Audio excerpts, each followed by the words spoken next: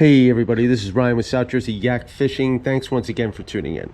This footage was shot last July 21st of 2024, and this trip was a planned multi-species trip. The main targets are flounder and sheepshead, as well as I have some things to throw for stripers along the way. And if you're somebody that loves to target flounder from the kayak but hate being exposed to all the crazy boat traffic, well, this video is for you. Today I'll be sharing with you my favorite method for targeting flounder from the kayak, which is not only effective but much safer for us kayak guys. We're also going to talk a little bit about water temps and how that affects the flounder fishing. I'm also going to share some information on the stages of the tide and the best times to target sheepshead at the bridge, as well as my strategy I use when I get there. Lots of good information in this one, much that can be learned from this footage. And if you like this video, don't forget to hit that like button, smash that notification bell, and please consider supporting me by subscribing to my channel. All right, let's get on with the fishing. Before we get started with the flounder, we're just going to check real quick and see what's shaking at the bridge. What's going on, man? How you doing? Good. Got any bites? Just bass. That's it. Just bass? Bass, yeah. Like black sea bass or striped bass? Striped bass. Stripers. Striped bass, Yeah, they're active usually in the morning. yeah. Good luck, man. All right, well, striped bass is pretty much all I needed to hear, so we're gonna go drop a few crabs on some pilings and see what's shaking.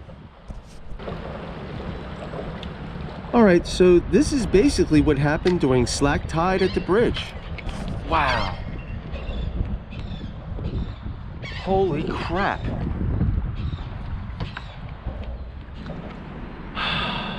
All right, I have a really light biting fish down there. I don't know if it's a tog or sheep, I can't tell. But it feels like one of them bites where I'm not gonna hook anything until they pick up a little bit. They're definitely there, but they're not aggressive right now.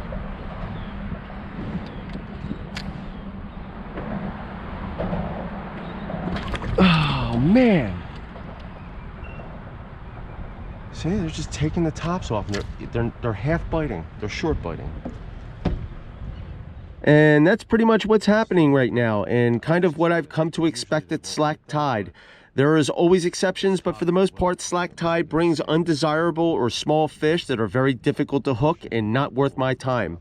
However, in this instance, I am determined to see what it is that's down there, and once I hook one, I'm immediately going to leave the bridge with intentions of coming back when the tide is moving with a bit more current. And in a little bit, I'm going to explain the reason why I think that's the key to fishing at the bridge. That's tog. It's got to be tog down there.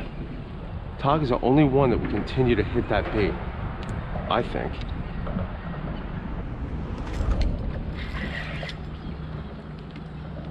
Well, you heard what I thought was down there, and as it turns out, not what I wanted.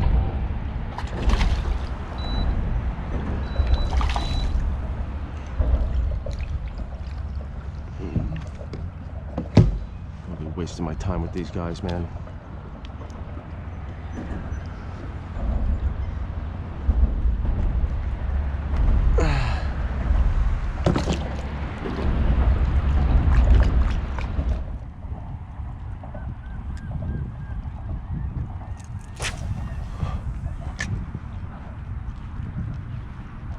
Okay, so typically when I go fishing, I always try to make sure I bring at least a couple of things to throw for striped bass, but generally speaking, it really just involves some swim baits, some SP minnows, and maybe some topwater lures.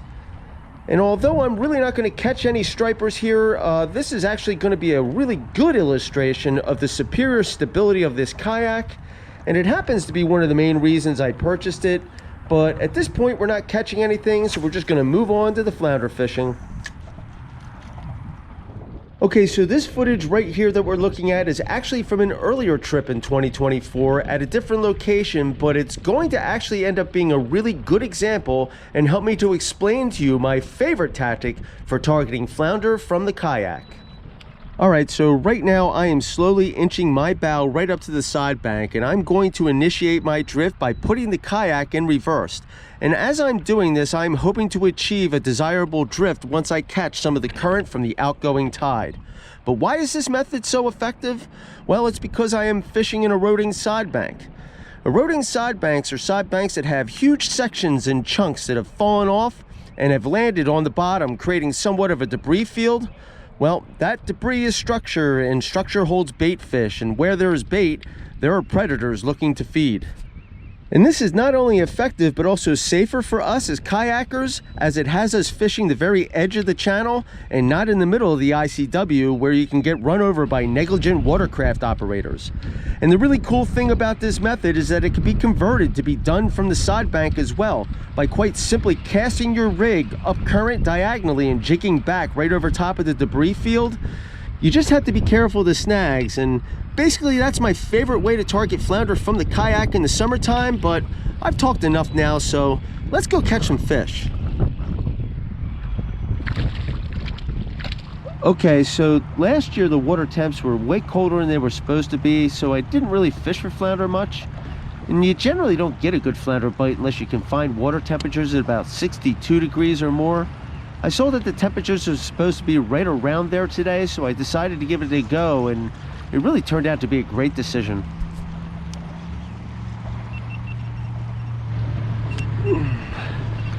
Feels like a decent one, man.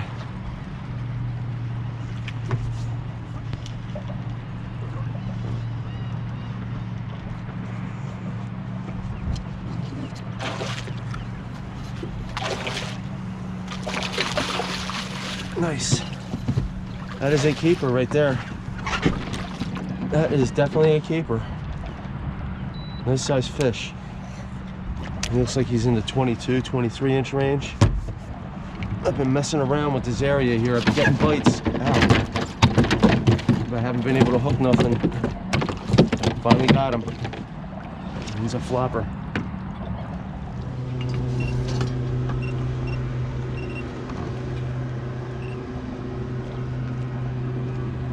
He will not flatten out for me. He's 22. Man, what a beautiful fish. And he's going to be absolutely delicious on my dinner table. And what a gorgeous day. Prior to this, the springtime winds were absolutely horrendous and had me longing for some lower wind days. I was excited when I got up this morning to see the forecast. That is until I realized this. It's funny. It's been so windy lately. I really haven't had to deal with bugs and greenheads, but I'm getting a bite right now. They're out and about today, man. I'm not liking it. I almost want the wind to come back. After dealing with all that wind, I was complaining. These greenheads suck, man. Yeah, low winds equal bugs, but I guess you got to take the good with the bad, right?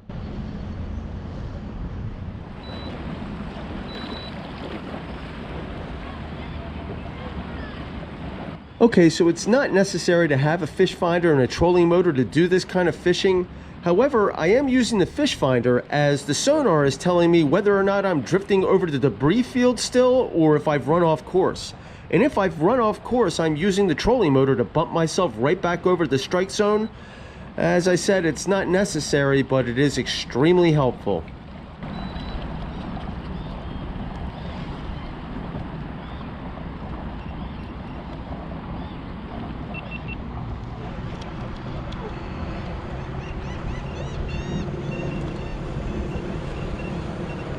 He's foul hooked. He might be a foul hook keeper.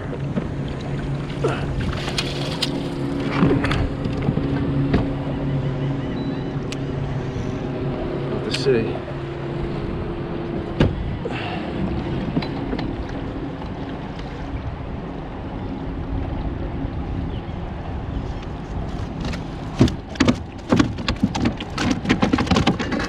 Wow, he's freaking wild right now, man. He's gonna get me hooked with my own hook.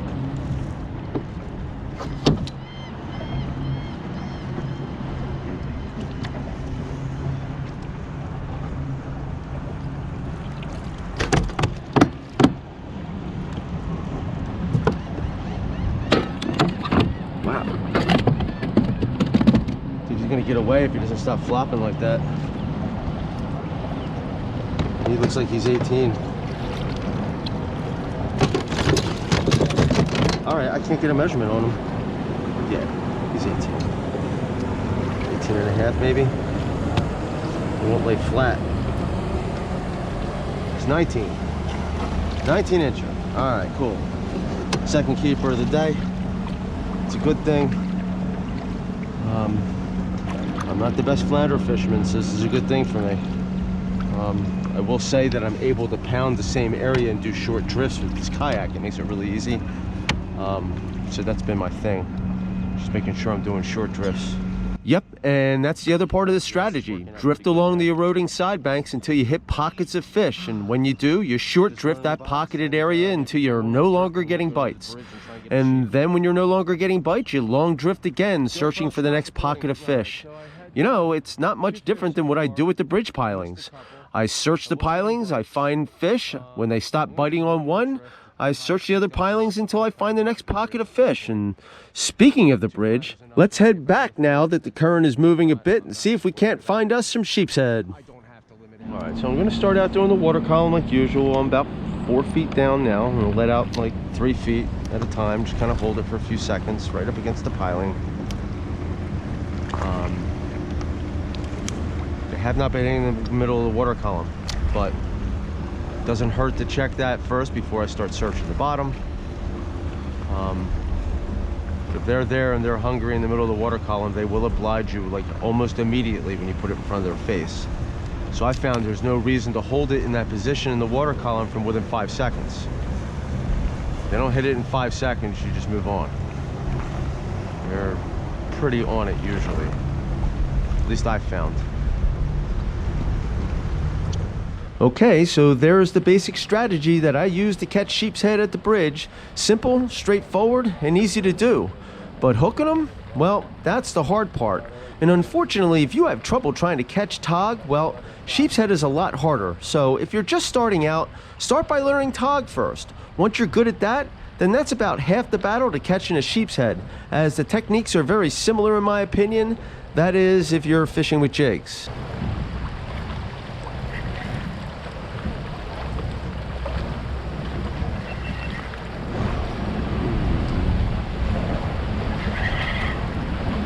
Nice.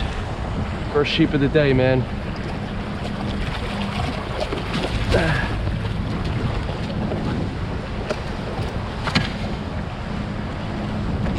First sheep of the day.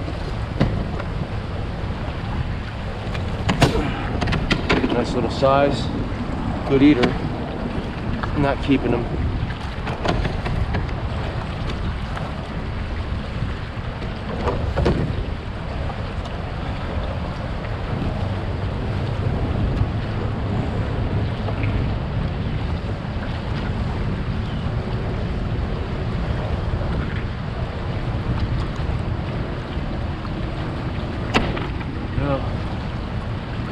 Nice.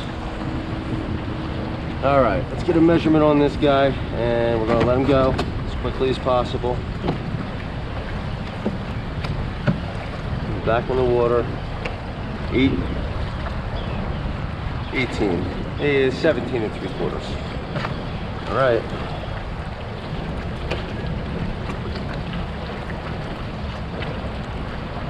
Nice sheepshead. Beautiful fish, man. Let him go.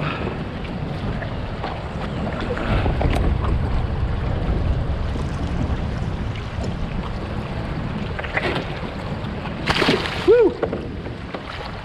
It got me soaking wet. I love it. I like to do that. All right.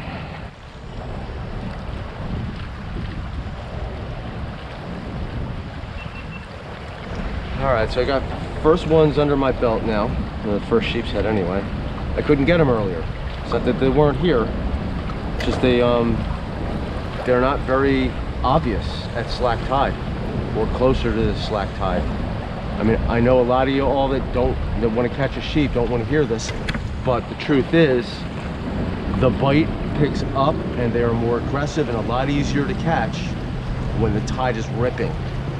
So I mean, that's what I've been finding is the middle of the tide is when you want to try and catch them. Everybody comes here at slack because it's easier to hold a position, but I mean, that's when they're hardest to hook in my opinion. At least that's what I think I'm finding out right now.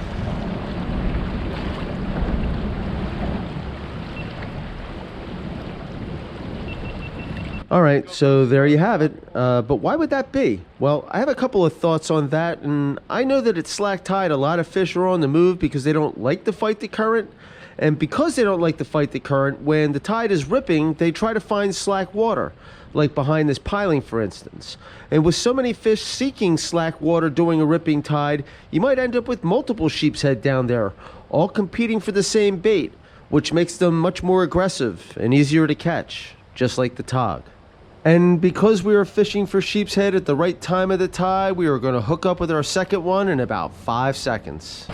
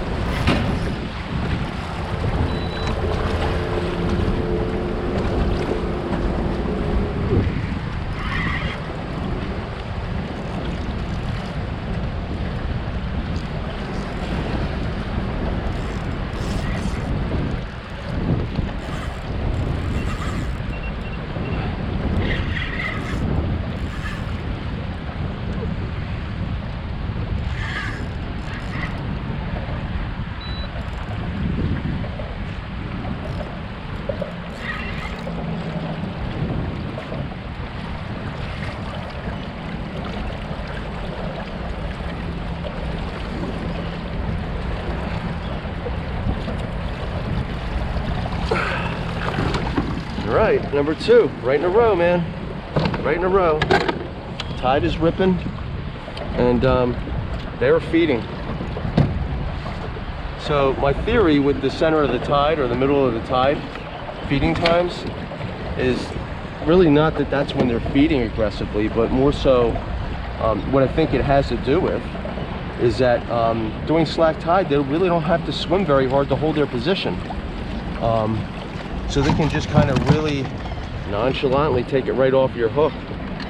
But when the current's ripping, they got to swim a little bit, they got to work for it. I think they're easier to detect.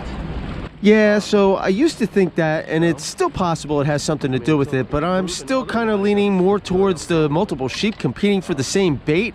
It's more consistent with tautog behavior, and I really don't see why sheepshead would behave any differently in the same situation. This one's 19 and a quarter. 19 and a quarter. This is number two.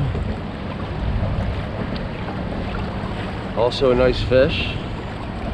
Very happy today. Me, not the fish. The fish probably isn't very happy, but that's all right.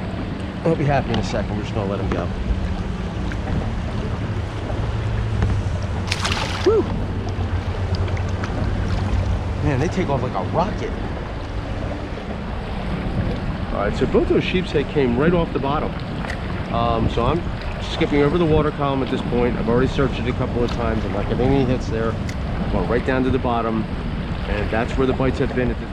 So those two sheepshead were caught, I'm going to say about 3 minutes apart from one another. Maybe 4 minutes. I didn't have to wait very long. This year's been good, man.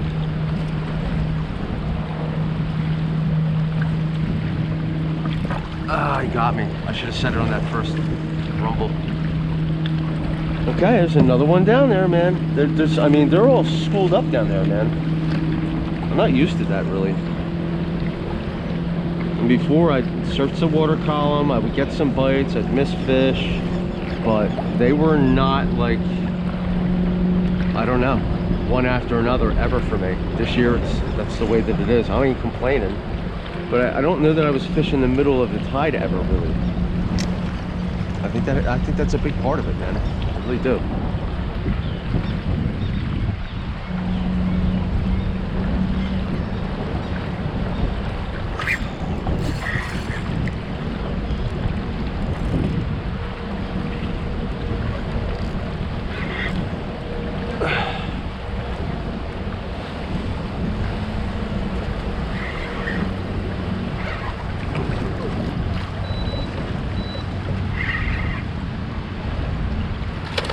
a big tog. That is a big tog.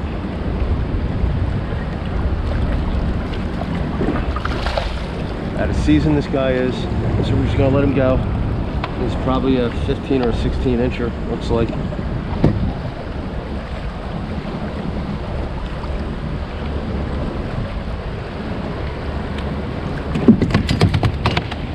Get a measurement on him in just a sec.